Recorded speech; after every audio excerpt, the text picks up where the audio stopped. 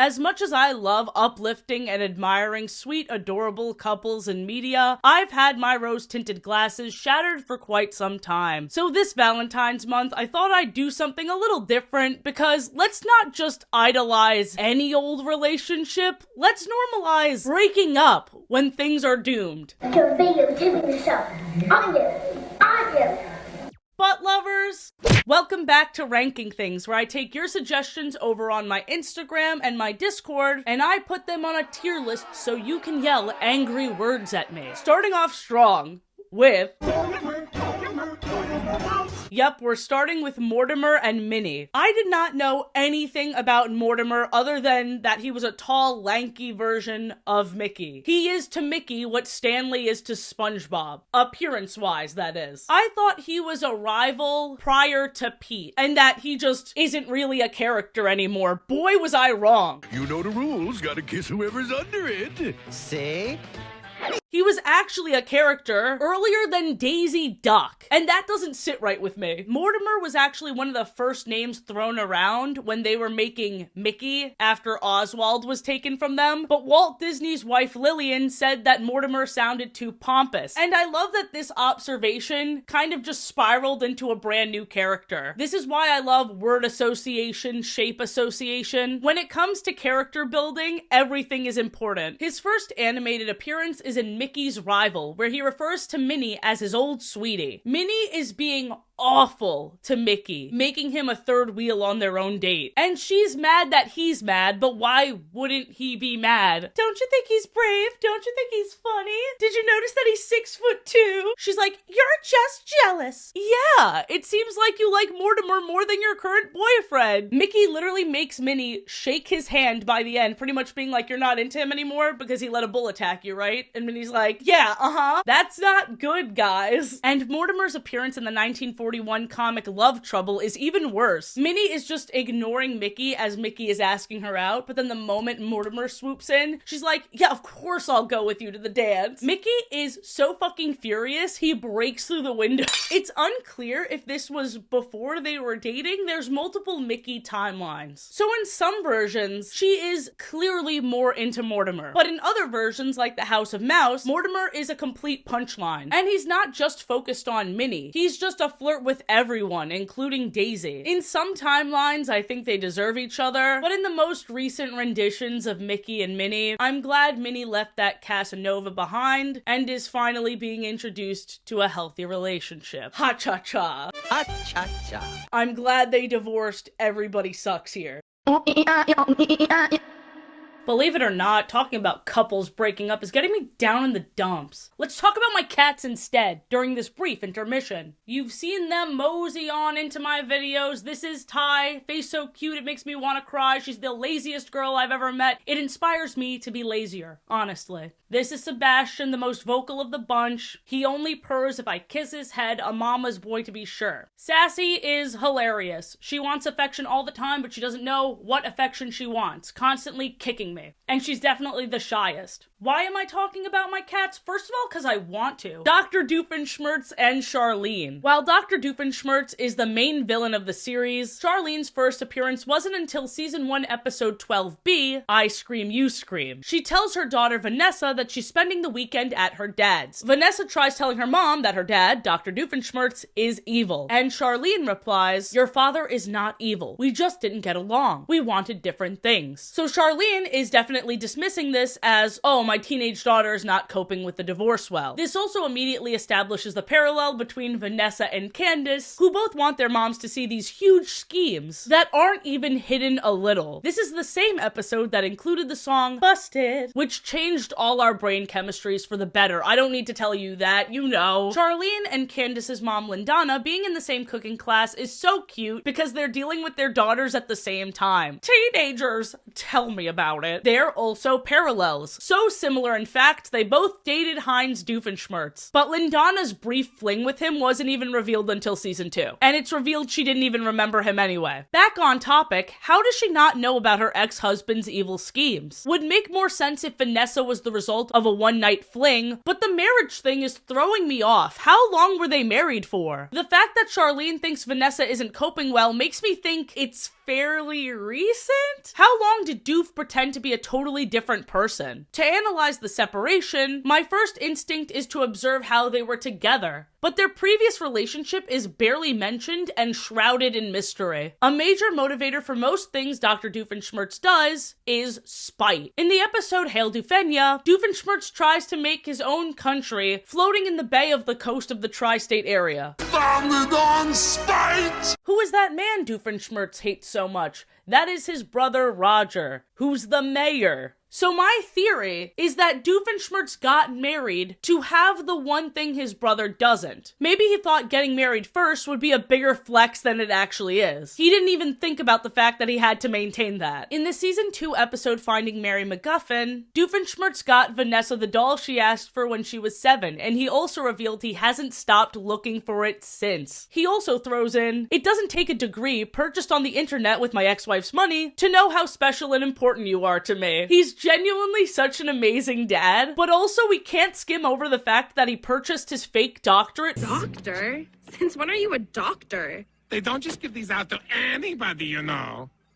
Anybody with $15 they do. That's enough. With Charlene's money. Maybe Charlene fell in love with his spontaneity once upon a time, but then she realized how truly impractical he is. And sharing finances is a huge test in a relationship. In the 2-part episode, This Is Your Backstory, Doofenshmirtz explains that evil is born from pain and loss, and he's using his new machine, the Backstoryonator, to extract every bad memory he's ever had, and then inject all the pain into him all at once so he can become more evil. From being disowned by his family to being raised by ocelots, to his only friend being a balloon named Balloony, to then seeing the corpse of that popped Balloony. His parents also sailed him away to America when he was 16, and he said America felt familiar to him, meaning it was torture. Relatable. However, no painful memories arose when Charlene entered the room, and this is when he got to his painful ex's memories, but none with Charlene, although she did roast him for what he uses his alimony checks on. See, there's definitely resentment for his poor financial decision making. That might have been their last straw. But because no flashbacks popped up, we can assume he's completely neutral on Charlene. Which isn't bad, but it's not good either. But when Vanessa walked through the door, a bunch of good memories started flooding Doofenshmirtz's brain, and his trauma meter went down. I think Doofenshmirtz entered his marriage with Charlene, expecting that to be his fresh start and his pride and joy, when in reality his daughter is his fresh start and pride and joy. In Phineas and Ferb, we visit the second dimension, and this dimension's version of Charlene and Doofenshmirtz are still married, but pretend to be divorced. There's a whole song about it, and it's very revealing and catchy. They love not living together, they love spending as little time together as possible, they don't agree on restaurants, they don't agree on where to go on vacation. So should they also be divorced in this universe? I would say yes, but this version of Charlene likes taking part in evil, so at least they have one thing to bond over, whereas our versions of these characters have nothing. In the episode Bead Day, Doofenshmirtz sprays himself with pheromones, and Charlene is briefly attracted to him, and she says she doesn't remember why her and Doofenshmirtz separated. He reminds her it was because of his puppet, Mr. Tomato, and even though the puppet claims it wasn't his fault, I think this was just an irreversible ick. And listen, I love puppets, but whatever the fuck that thing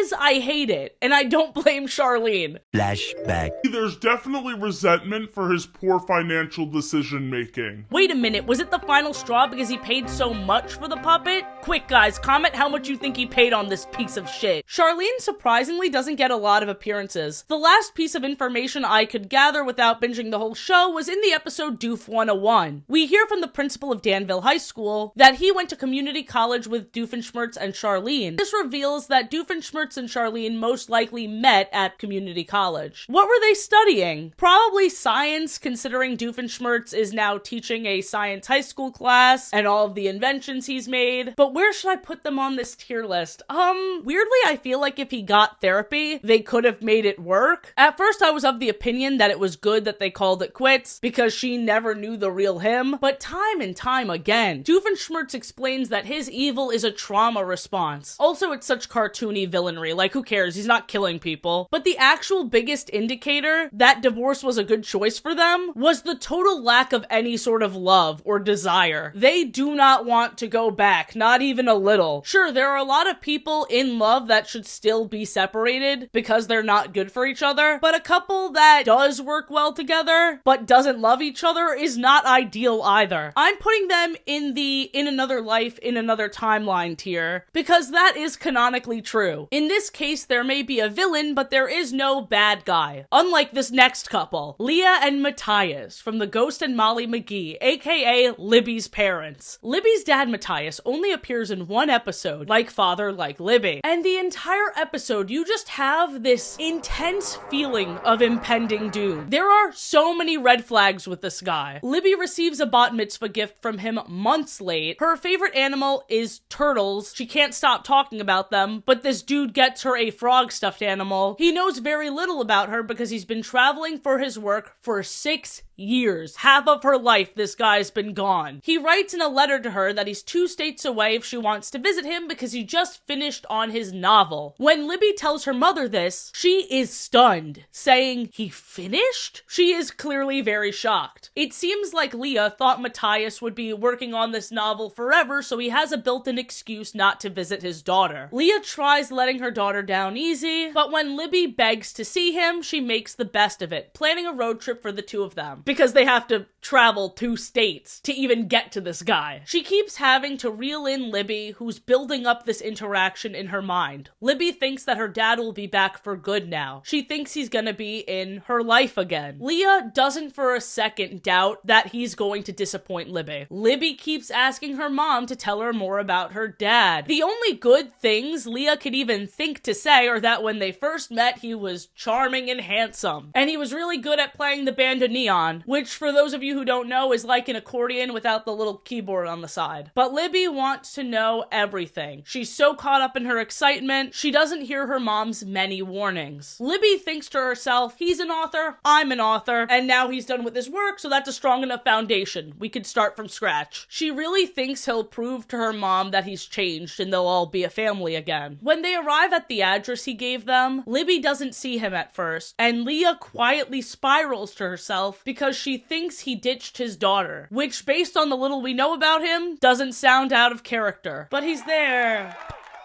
The bar is so low. When Libby leaves the car to talk to him, we see Leah sighing. She's scared of what will happen, but she assures herself she raised a smart, strong girl. Genuinely devastating to see. And it's a bigger train wreck than you can even imagine. He hands his daughter a signed copy of his book, and when he says it's signed, Libby excitedly opens it up, expecting to see something really personal, and all it says is, "Keep reading, keep dreaming." She already seems slightly disappointed that he would treat her like a fan, but she shakes it off to give him a copy of her book. This motherfucker takes a selfie with it and passes Libby's book back to her. This whole interaction was for show. He couldn't have been more blatant about it. He also pretty much confirms he's read none of her letters because he seems shocked that she's writing, and she mentions that she told him in all of her letters. When he hears that she's writing, he only uses it to stroke his own ego. Oh, so you want to be like me? No! Then when she tells him everything she wants to do with him, he pulls away, saying, "Oh, actually, this book's gonna be a trilogy, so I'm gonna be away again." All her dreams of him being a good dad poof away. The visual is heartbreaking. Her mom is so angry after reading that this 6-year-long novel is titled Chasing Miracles. Pretentious as fuck. Leah assures Libby he's a fool to not see that she is the miracle. His daughter is the miracle. Leah is an amazing mom. At the end of the day, I think the road trip was a really good idea because Libby really needed to see her dad for what he was. A piece of shit. I wouldn't want her to hold on to hope forever. It sucks that she even has to deal with it, but it seems like Leah is trying her best to more than make up for the fact that she fell for an asshole. This is going, and thank God they're divorced. I want to kill one half of this couple. Diane and Mr. Peanut Butter. I truly don't talk about BoJack enough. I feel like I haven't because everyone has already said everything, but Mr. Peanut Butter intrigues me beyond belief. He has a lot of the same problems BoJack does. Codependency, avoiding issues, going out with a 26-year-old as a 51-year-old man. But it's harder to see that he's not really a good boy because of his sheer charisma. And he's also a people person, as opposed to BoJack, who's a bit of a loner. Now listen, I know that BoJack has way more issues, but I mean, one of the very first times we meet Mr. Peanut Butter, at a party, he shouts, "This woman just said she wants to have sex with me." No, I'm just kidding. You're a good sport. If BoJack were to say that exact same thing, it would be like this meme. The world definitely treats them like this meme, even if they're doing the exact same shit. At the start of the series, Mr. Peanut Butter and Diane are dating. Diane is a journalist, Mr. Peanut Butter is a celebrity. They are total opposites in the way they express their love and also in every other way. Diane is an introvert. She doesn't like attention. She doesn't like big gestures. One of their first big fights that we saw in the series is Mr. Peanut Butter stealing the D from the Hollywood sign for her. And rather than get to the root of the issue, Mr. Peanut Butter proposes to her. He even makes a point to say there's no audience and it's just the two of them. But after she says yes, boom, surprise party. The whole thing caught her off guard. And while they're getting married, she even describes it as a leap of faith. So even then, the risk of all of this falling apart is heavy on her mind, because they haven't built that foundation of mutual understanding. Love, unfortunately, is not enough. We've seen so many loving moments from them, so many passionate moments from them. But at the end of the day, Diane is complicated and isn't just content being his wife. And he is very surface level. When he reflects on his past relationships with his two ex-wives, he acknowledges that they were both super fun at the start, and then when they were changing, he didn't like that, because he doesn't change. Throughout season 2, Diane says she's going to Cordovia to make a difference. It's less about her being passionate about helping and more so a desperate attempt to find purpose in life. Diane's whole journey throughout this series is her struggle with not feeling like enough, feeling like she's experienced all this pain with her family for nothing, what it means to be a true artist. So she ends up going to Cordovia, but comes back to LA pretty early on. She quit pretty soon after. And without her husband knowing, she stayed with BoJack, who, mind you, made advances on her when she was engaged. So not only is Mr. Peanut Butter's trust broken with her being in LA for months without telling him, but also specifically where she decided to stay. She kept digging herself into a deeper hole. She was scared of going back home to her husband because she didn't want to explain herself. She was embarrassed, but eventually she had to when Mr. Peanut Butter caught her out at a restaurant. He just tells her to come home. He's surprisingly really chill about it. So season 2 ends with a lot of hope for these two. Season 3 starts a bit shaky. Mr. Peanut Butter is understandably paranoid, and the two seem to be walking on eggshells with each other in every conversation, overusing therapy talk. I affirm your feelings. I feel heard. I am hearing that you feel heard. Is this a book by Scott McCauley? Because this is leading to disaster. By the end of the season 4 finale, their relationship is over. This season took all their previous relationship problems and amplified the fuck out of them. Diane is all about social justice, and Mr. Peanut Butter runs for governor with a very pro-fracking stance. Did you see that article from Instinct magazine? Oh, the fracking? No, not that. Oh.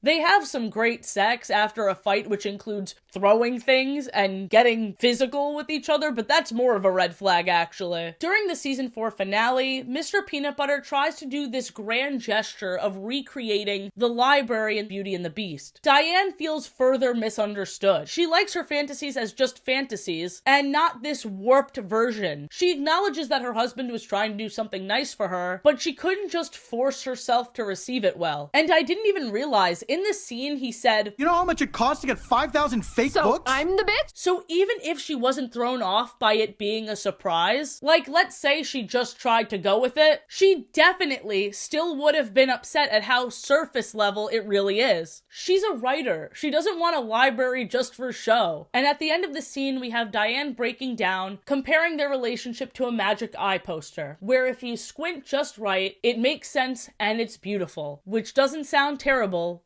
until... I'm so tired of squinting. it is a really good thing they're getting a divorce. A relationship should not be that much work. And the reality is they both had a lot of work to do. Even after they broke up and Mr. Peanut Butter was with his new 20-year-old girlfriend, creepy, Diane and him were still making out and having sex. I wish I had a spray bottle. Bad dog. Yeah, everyone sucks here. Rodolfo Rivera and Maria Rivera from El Tigre. These two hurt. She left him because of his heroism, because seeing him get hurt sends her into an extreme state of panic. But she's kind of just shooting herself in the foot, because if this dude really does get killed, she'd have so much regret for not being with him while she could. She'd still spiral. She'd still be sad. I know she probably just threatened leaving him for him to consider retiring from heroing, for them to live a peaceful life together, but when he didn't follow through, still fighting crime, I understand why she had to leave at that point. Which is what I would say if she didn't also have a superhero son. You can't just leave your son too. The worry you feel is inevitable either way. You love them both so much. It's like if a tree falls in the woods and no one is there to hear it, does it still make a sound? If the two people you love the most in the world are getting hurt and you're not there to see it, they're still getting hurt and you're still gonna be worried. So what's the fucking difference? There are moments that are so sweet where he swoons over her and her superhero form. I was gonna be so quick to shout hypocrisy, but it turns out she found this glove in her college days and it turns her fearless, but she's also not herself. She's very clearly a different person. So even though she was reciprocating with Rodolfo when she was in this form, this king cares about consent. Look! A danger! Where? Oh, my! What have I almost done? I thought I could handle it, but Rodolfo! All those things I said. I'm so sorry, Maria, I know it wasn't you.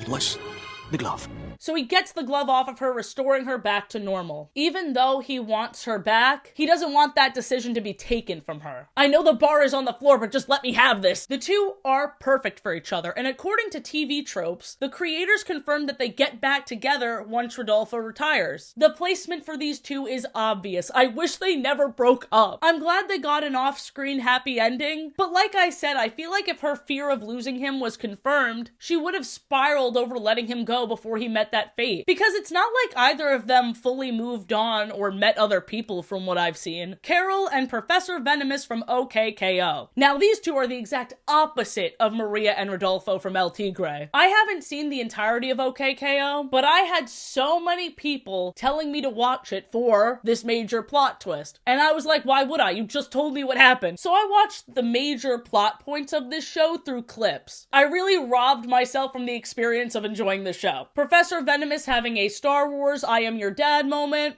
I am him. That was bonkers. But let's rewind. How did these two get together and where did they go wrong? Professor Venomous / Laserblast dealt with imposter syndrome hard. Even though he had the ability to drain villains of their power, even though Laserblast was considered to be one of the best heroes of all time, even though he was admired, even though he had Carol as a very supportive girlfriend, it was not enough. He was also jealous of how much more powerful he thought Carol was. So he was building up resentment from the start. I headcanon that these negative thoughts overtook him, partially through draining the villain's power. It's like that villainous always wanting more mentality seeped into him through that. That's just my theory. So anyway, through conducting different experiments, he made a lot of progress, but one of the heroes discovered his lab not knowing it was him, and they wanted to get rid of all of his weapons. When he went to save them, not only did some of the chemicals drop, making him lose his powers, but it also caused this massive explosion and shrinky portal thing. He survived, but when Carol ran over to the destruction, she said he wasn't powerful enough to survive something like this, and this is a huge hit to his ego. His feelings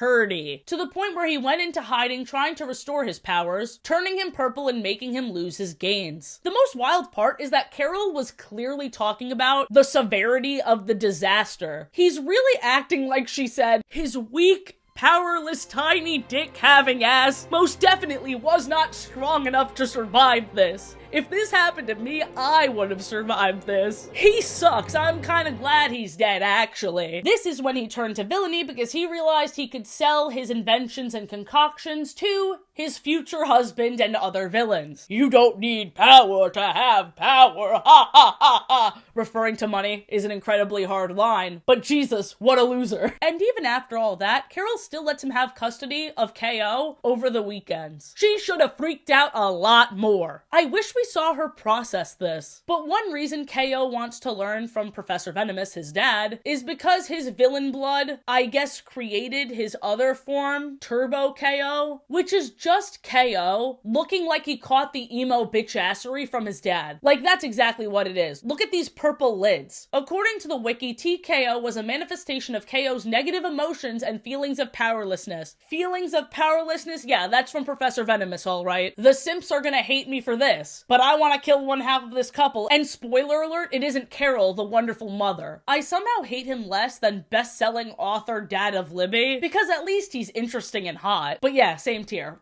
Miss Piggy and Kermit. Now, I know this is a controversial one because a lot of you out there are not willing to acknowledge that they have been separated since 2015. And I get it. They're such a power couple. I've never been invested in celebrity romance more, but Disney unfortunately destroyed the Muppets franchise. I'm sure not beyond repair because people love the Muppets, but we haven't seen these two officially get back together. I did a breakdown of Miss Piggy's journey through the ABC Muppets sitcom, and in that series, I am glad they broke up. Don't yell at me, don't yell at me, because it allowed Miss Piggy to have such wonderful character development that she otherwise would have never had. Because she's a diva, she's silly. For the most part, people know her as very one-note, explosive. But the fact that she went for somebody so seemingly meek, somebody so seemingly down to earth, we always knew there was a soft side of her. We always knew she came from humble beginnings and trauma. And I still gotta make that video exploring the dark side of Kermit because there is a lot there. He is not fully a nice guy. He just hides his diva tendencies better. She's like a Cali diva and he's like a New York diva. Okay?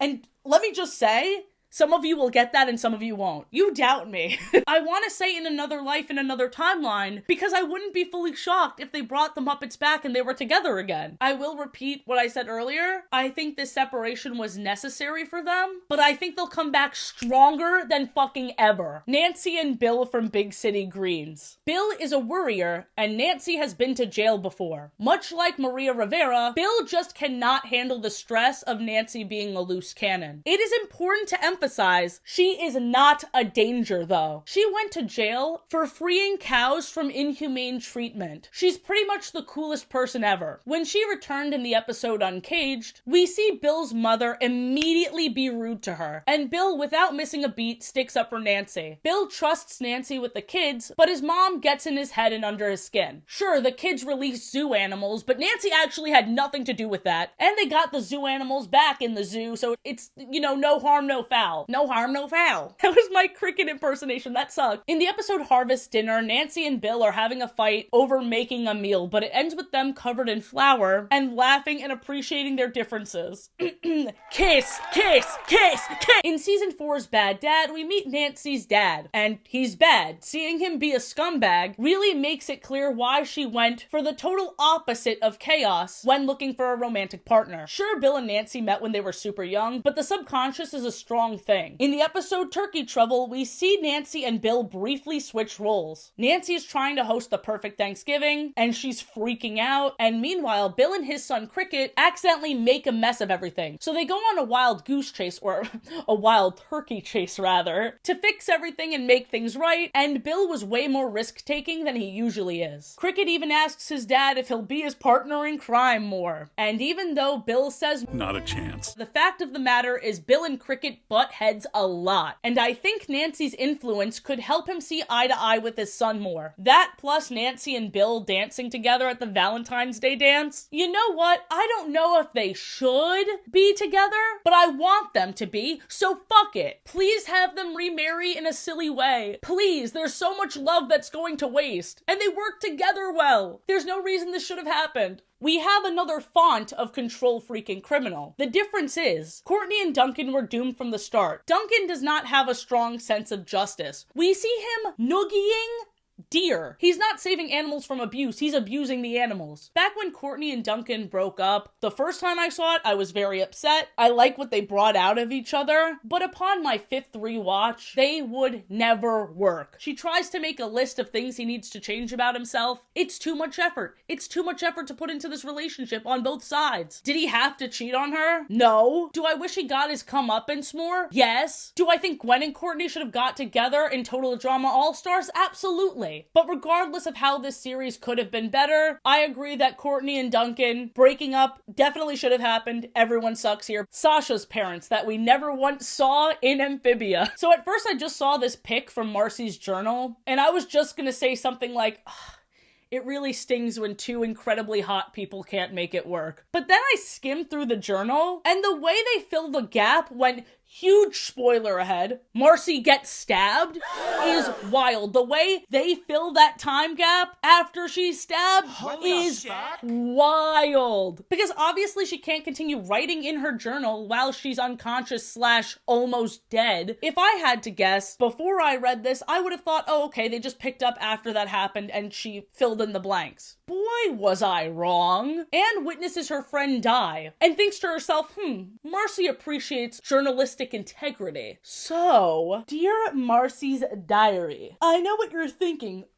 You're not Marcy. But dude, you'll never believe what happened. That huge whiplash aside, the part Anne writes about Sasha's parents was very insightful. The Waybrights have been more mysterious and harder to keep tabs on. I don't know a ton about Sasha's home life. She has always been very private. I do know that after her parents split up, around when Sasha was 4 or 5, they sort of formed new families. Mr. Waybright remarried, and I know Mrs. Waybright has a long-term boyfriend who has his own kids already. Sasha has always felt a little lost at sea when it comes to family because of this. Maybe that's why she's always been so desperate to keep us under her thumb. It makes sense now, and I've never really thought about it much until now, I'll admit. Such a smart observation for a 13-year-old. Anne had to emotionally grow so much throughout the series. I fucking love Amphibia. It's one of my favorite shows. But I gotta put these two hotties at glad they're divorced. A very light no one sucks here. But I hesitate to even say that because it's clear they definitely could have helped their daughter more through the divorce. She's struggling a lot. Their daughter is missing and they're difficult to reach. I don't know. Something rubs me the wrong way about these two, but I don't know their story. Bob A. and Coralie from Insatiable. These two are iconic. I'm plugging another one of my videos now. The Insatiable Camper Cringe was life-changing. I've never hated so many characters, but loved them at the same time. I love messy freaks. These two are messy freaks. Usually when you have a bisexual man cheating, it rubs me the wrong way, like in High School Musical, the musical, the series. But their problems arose way before Bob realized he was bi. He cheated on her back when he thought he was straight. Coralie made fun of Bob's cancer foundation and undermined all of his success. They weren't supportive of each other. They were very bad parents to their son, befriending his abuser. Everyone sucks here to the point where I think they could get back together later on in life and just open their marriage. Like, I kind of don't want anyone else to have to deal with these two.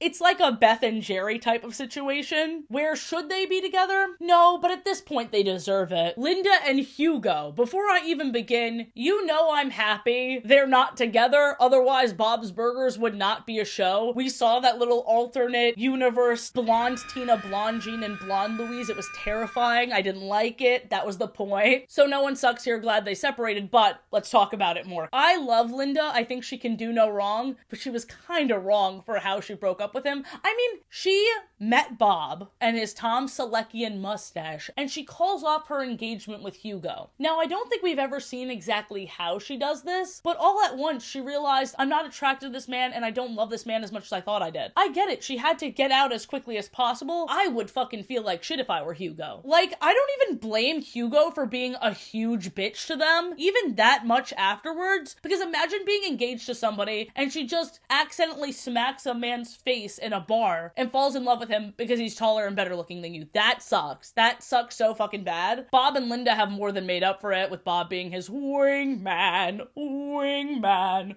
wingman. I fucking love Linda. I fucking love Bob. The fact that she was engaged was a little messy. It would have been messier if she went the other route and, you know, cheated. So, like, it's also admirable that she called it off when she did. It doesn't make it hurt any less for Hugo. I feel for Hugo. I feel for the short king. I want to see flashbacks of that relationship. I just kind of imagine, like, Linda's a people pleaser. So when he asked her out, she was like, okay, sure. And then they went on a few dates, and it's like, she couldn't find any problems. So she was like, okay, well, he likes me. And he's nice. And she thought that was it. And then she realized, oh, I could be attracted to a person. We could work well together. He could have bigger dreams and ambitions. Like, opening up a burger restaurant. Her and Bob are perfect for each other. I've seen so much fucking Linda hate. So do not get it twisted. I fucking love Linda.